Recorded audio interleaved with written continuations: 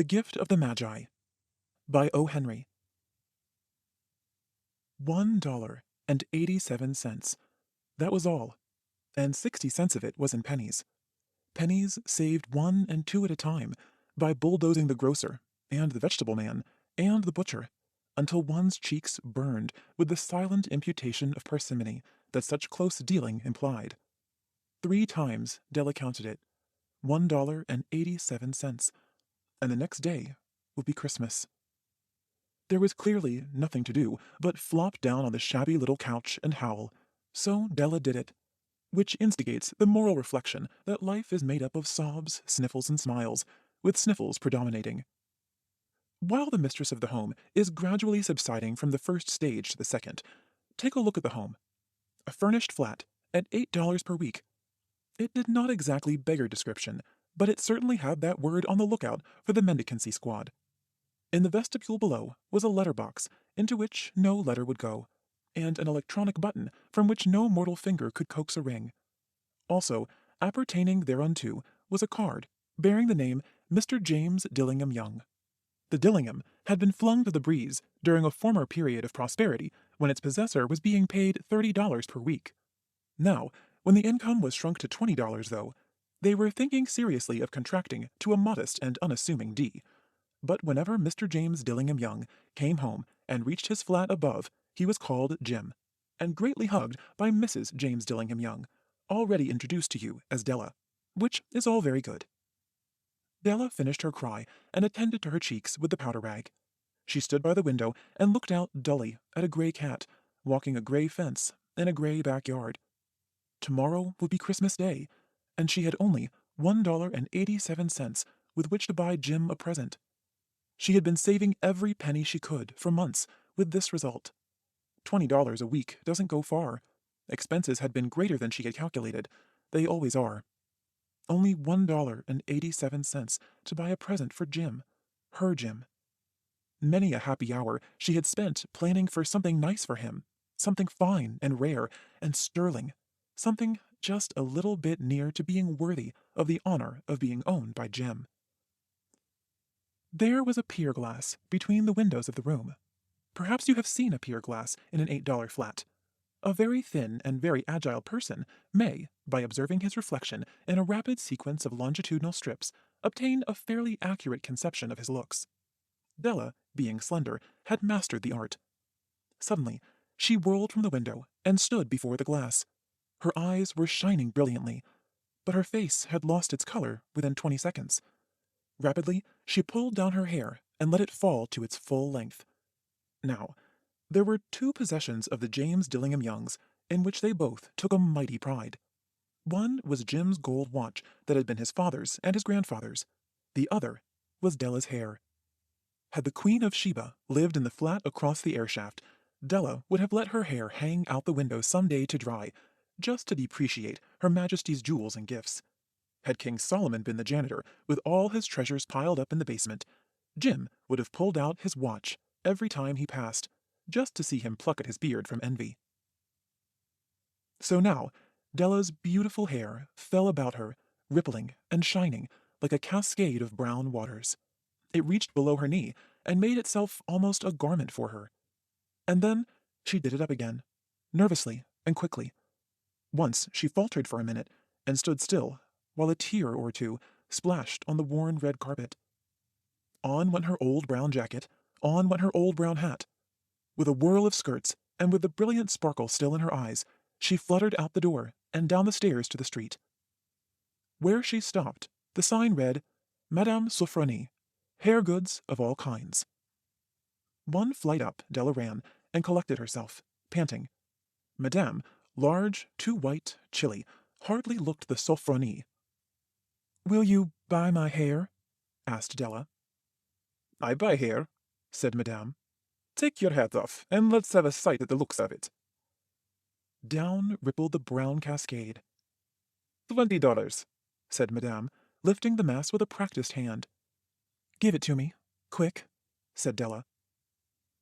Oh, and the next 2 hours tripped by on rosy wings. Forget the hashed metaphor. She was ransacking the stores for Jim's present.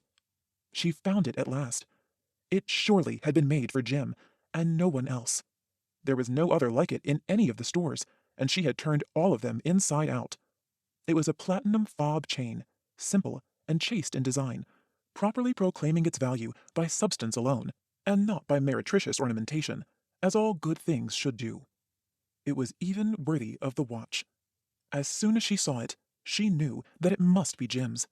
It was like him. Quietness and value. The description applied to both. $21 they took from her for it, and she hurried home with the 87 cents. With that chain on his watch, Jim might be properly anxious about the time in any company. Grand as the watch was, he sometimes looked at it on the sly on account of the old leather strap that he used in place of a chain. When Della reached home, her intoxication gave way a little to prudence and reason. She got out her curling irons and lighted the gas, and went to work repairing the ravages made by generosity added to love, which is always a tremendous task, dear friends, a mammoth task. Within 40 minutes, her head was covered with tiny, close-lying curls that made her look wonderfully like a truant schoolboy. She looked at her reflection in the mirror, long, carefully, and critically.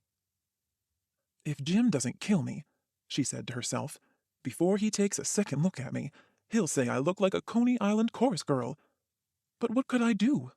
Oh, what could I do with $1.87? At 7 o'clock, the coffee was made, and the frying pan was on the back of the stove, hot and ready to cook the chops.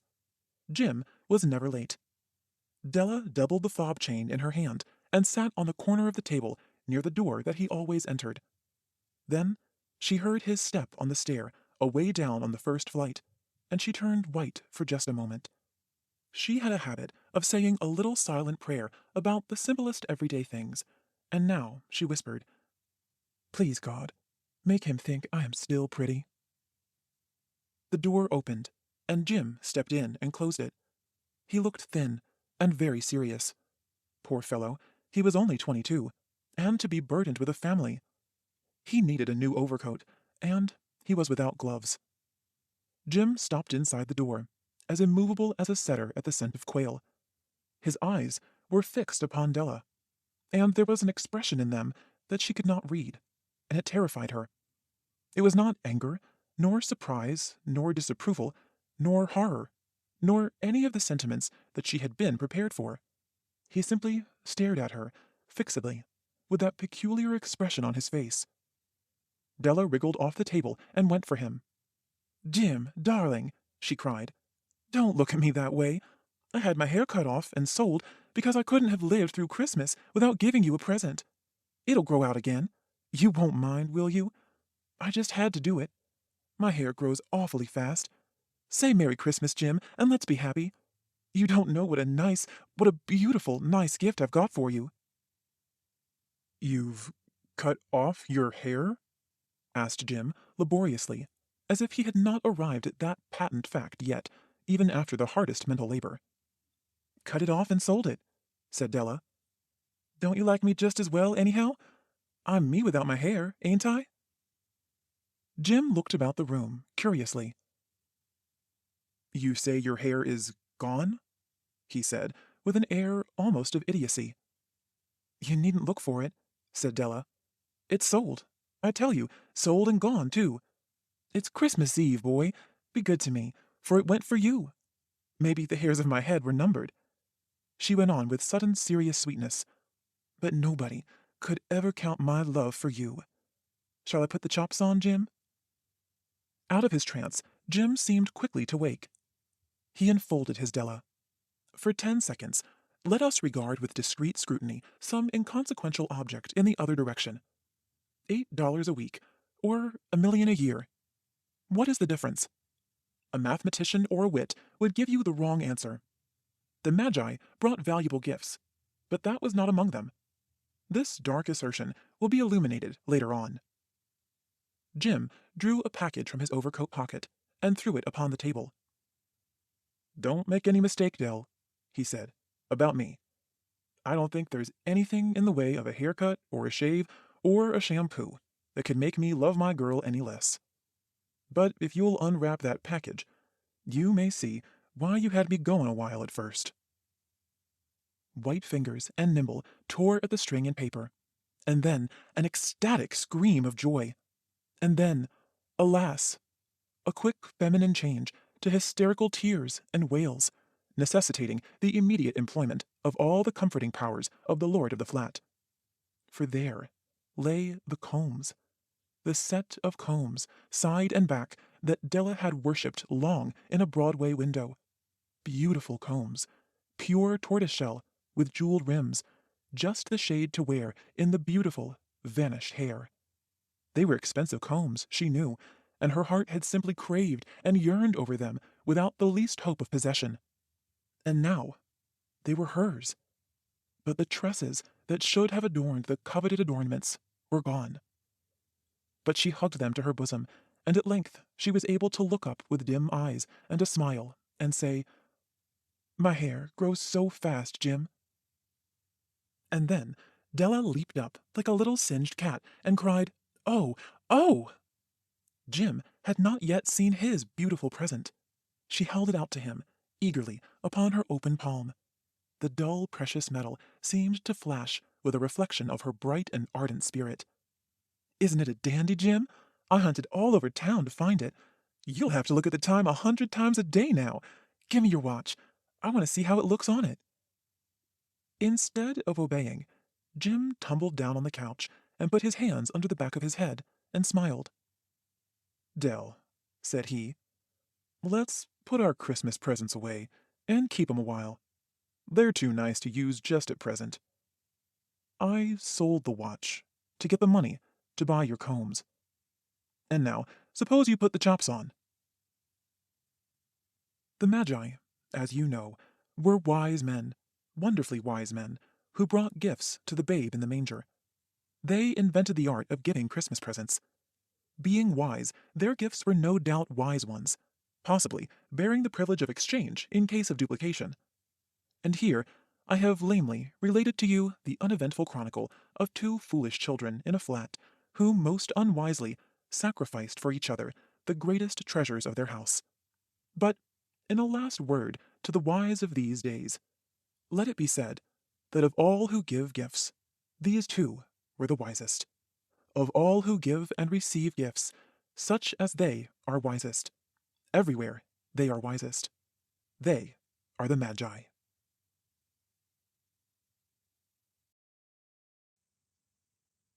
The Gift of the Magi by O. Henry.